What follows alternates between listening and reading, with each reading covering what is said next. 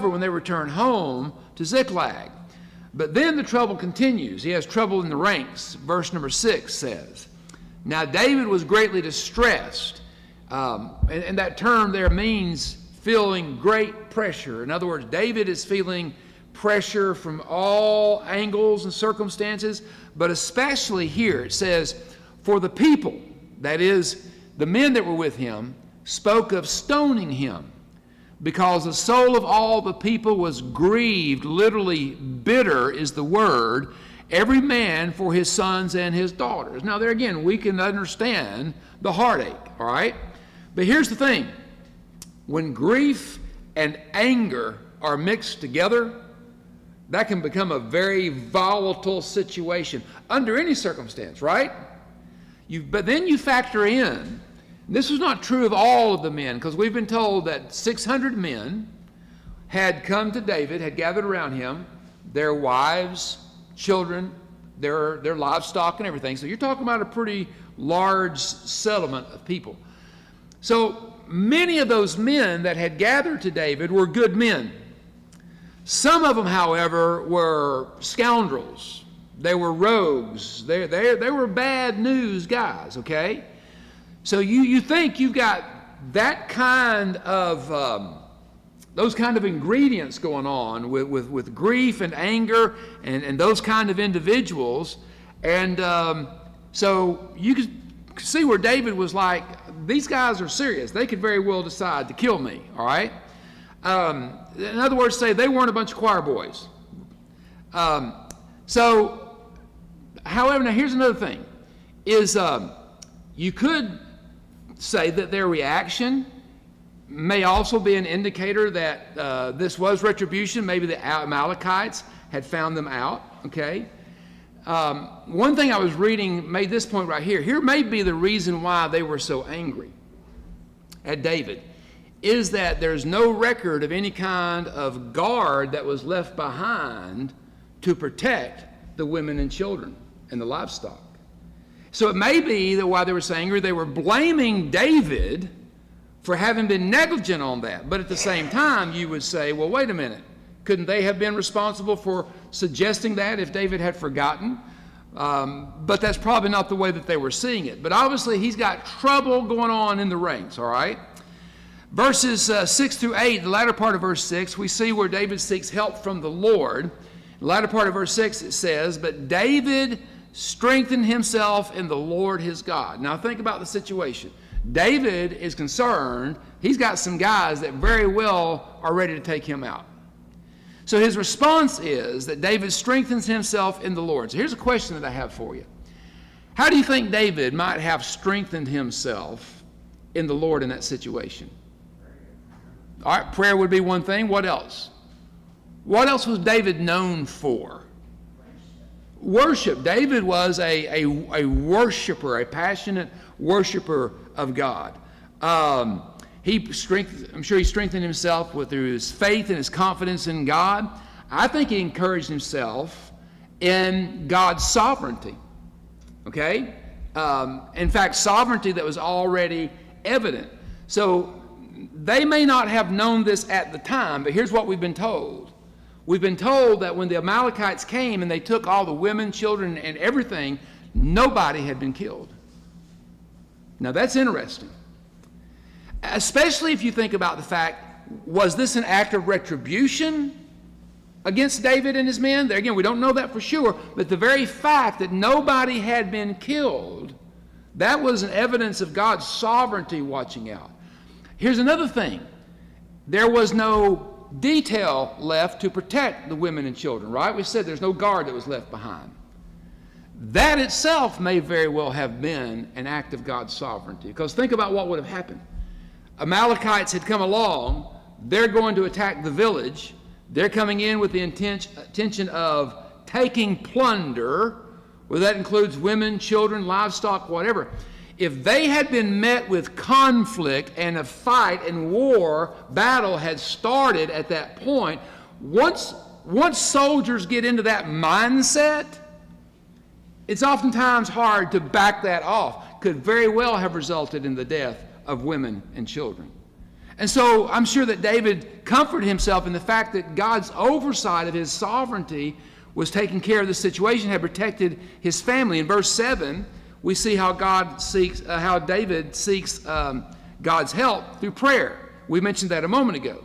Then David said to Abiathar, the priest, Ahimelech's son, please bring the ephod here to me. And Abiathar brought the ephod to David. And so David inquired of the Lord, saying, shall I pursue this troop? Shall I overtake them? Now, it could have been easy for just a instant reflex. Let's go get these guys. Let's take care of this, right?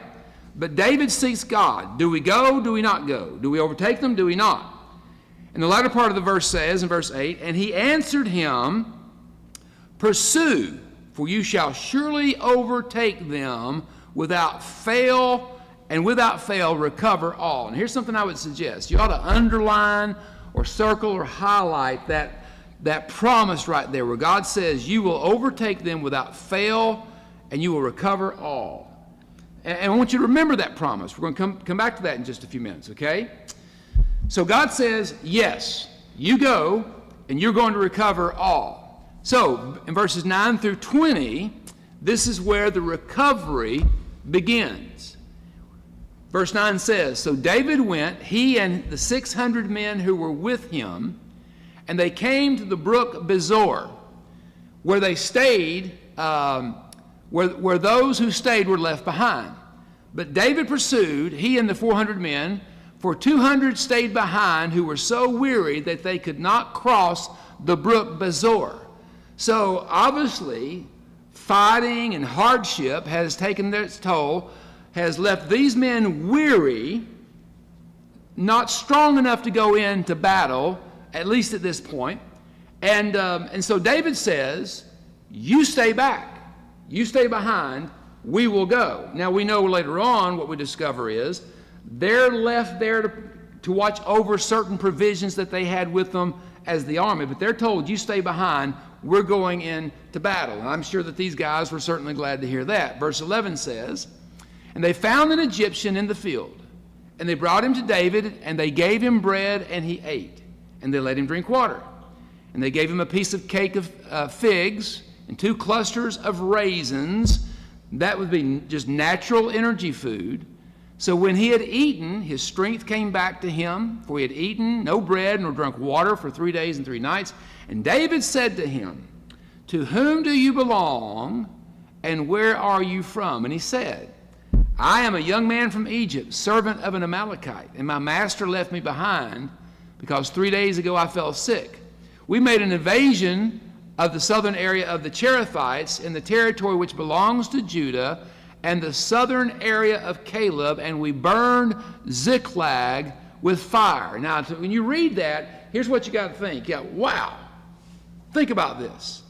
Here they are out in the desert, chasing these Amalekites, looking for them who have taken their wives, their children, their belongings, their livestock. They've burned their city to the ground with fire. They just happen to find a man in the desert who just happens to be the servant, the slave of the Amalekite, who just happens to be the guy who led the charge against Ziklag and burned it. Now here's my question for you. What is that evidence of? God's sovereignty at work. And we've already talked about that already. And when we first started our study of 1 Samuel, and I've said this several times, and we've seen it throughout, God's sovereignty at work in the life of his people, the life of David. Here it is again on full display. I was had a conversation with somebody just the other day. And we got to talking about God's sovereignty.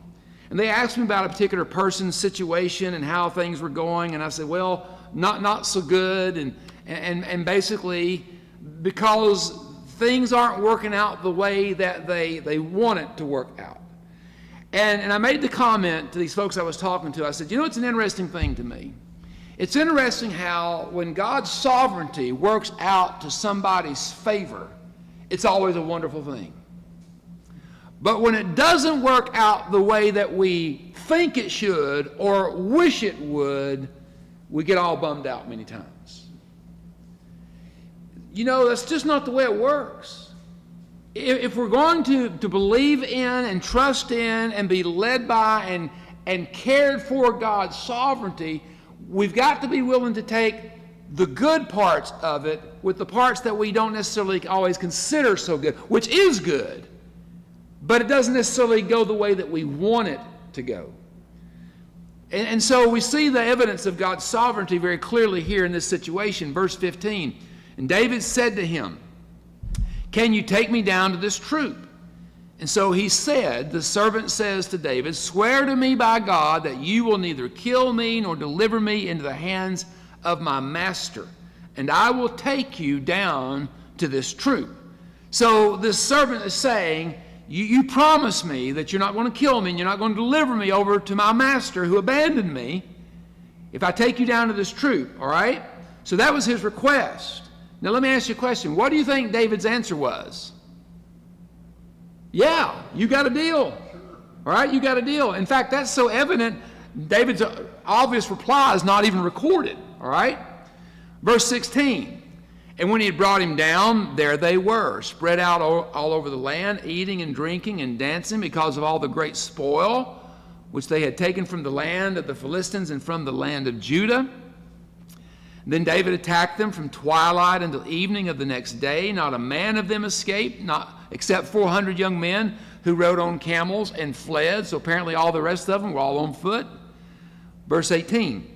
Now here's this phrase again. Remember, I told you back a few verses ago, remember the phrase, without fail you will recover all.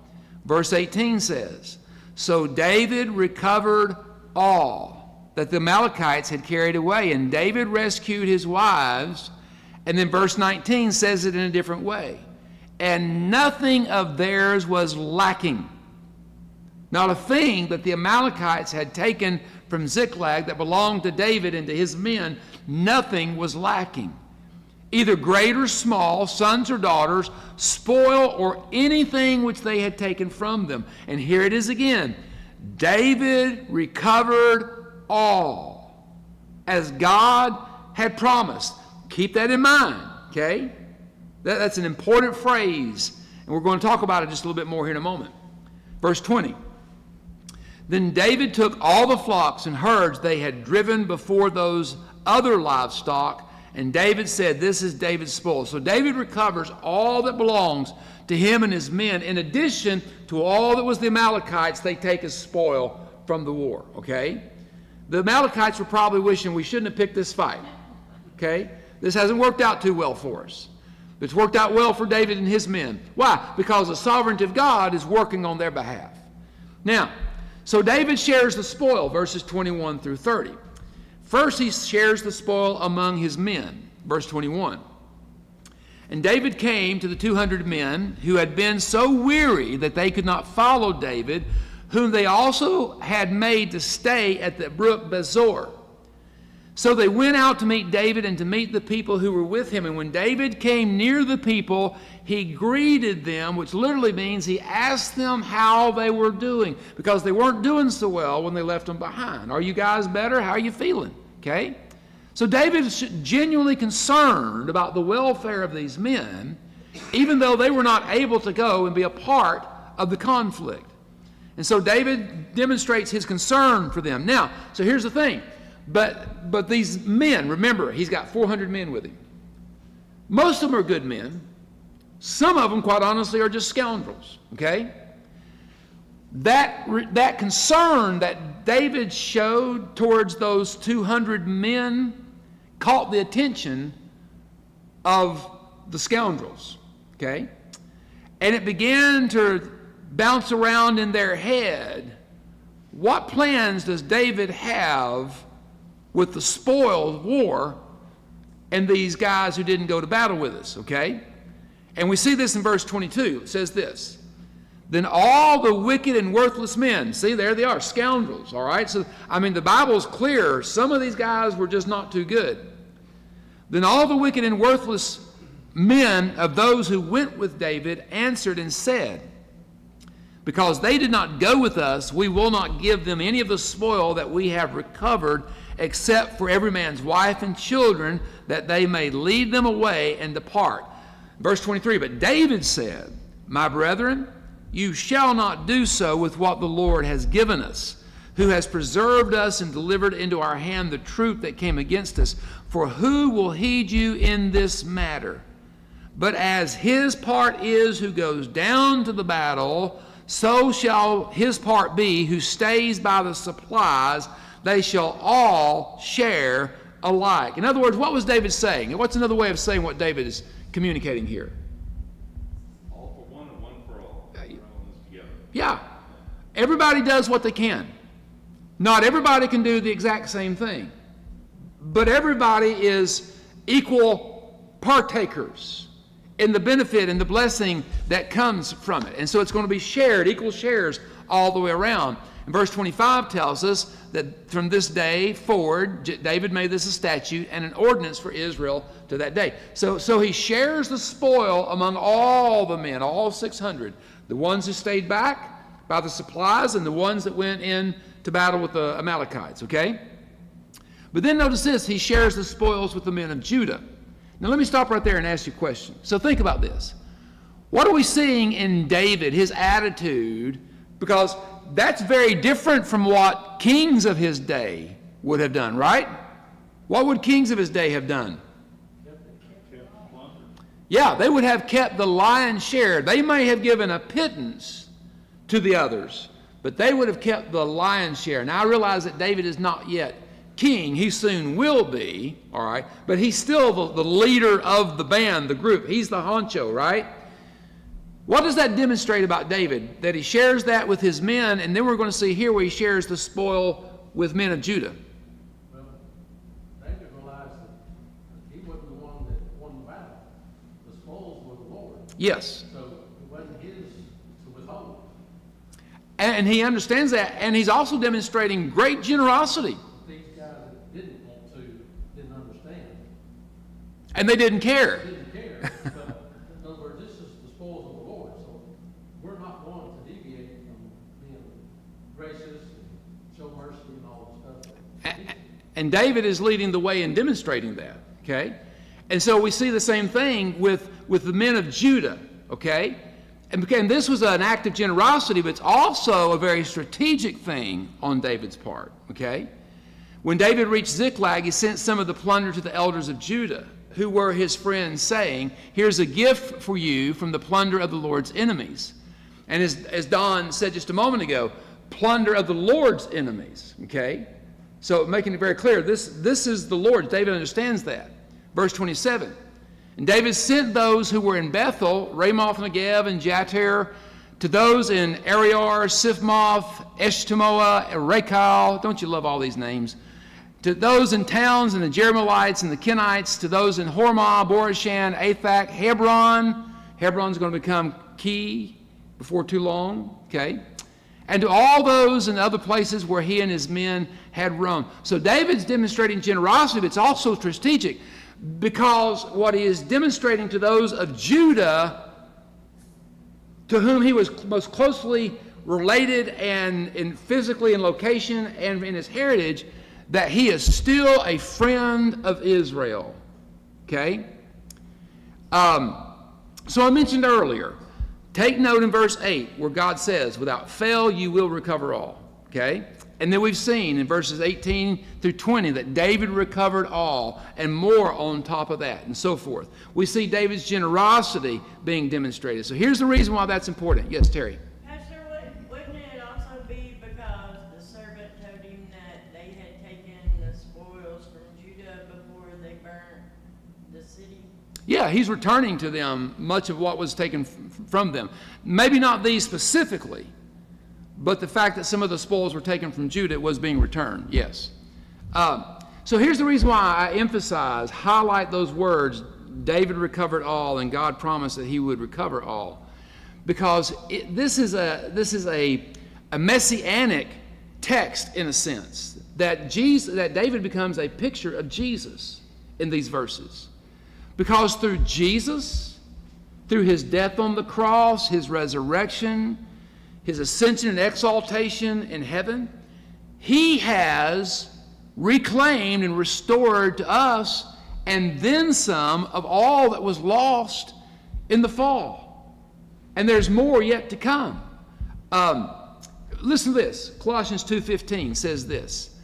Talks about how Jesus took the spoil of war from Satan. Colossians 2:15 says this. Having disarmed principalities and powers, disarmed, took from them, okay? He made a public spectacle of them, triumphing over them in it. In Ephesians 4:7 and 8 says this.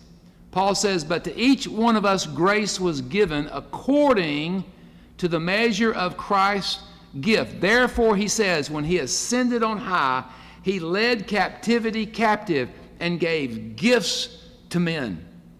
1 Corinthians 15:57 to me kind of sums it all up about what our attitude really about that should be. And that's this. Paul says this, but thanks be to God who gives us the victory through our Lord Jesus Christ. And all the spoil and all that was lost, Jesus has reclaimed. And so in this text, David is a picture of all that what Jesus would ultimately do through his death, burial, and his resurrection from the dead, and his ascension and exaltation in heaven. All right, now we're going to conclude right there. So any questions or thoughts before we conclude? You know, it appears that, you know, when he was going through the men being disgruntled about what they came home to, Yeah. you know, a lot of leaders wouldn't turn to God at that moment. They'd be kind of worried about how am I going to fix this. But, you know, he was so different from so many leaders that he did go to God and immediately ask him, what should I do about this situation? And, you know, all through the Bible, you don't see a lot of people doing that. I mean, they do it from time to time, but David seemed to do it all the time. Yeah, David was not being presumptuous. And we mentioned a minute ago, David trusts in God's sovereignty. And so obviously that was the thing he needed to know was what was God's plan. If it was a quiet night or something, but he had these men Yeah. really upset at him, and he still had the wherewithal to, you know, call for the priestly things and sit down and talk to God about, I got a real issue. What should I do? Well, the Lord was really good and is good about delivering us from dilemmas at times. You know, If we'll just take the time. if we'll take the time. To do it. Yeah. All right. Anyone else? Or listen. Do what? Or listen. And listen. That's true. All right. Thank you so much. We will conclude. I think we finally got online. Thank y'all for being able to join us, and have a good night. God bless you, and thank you.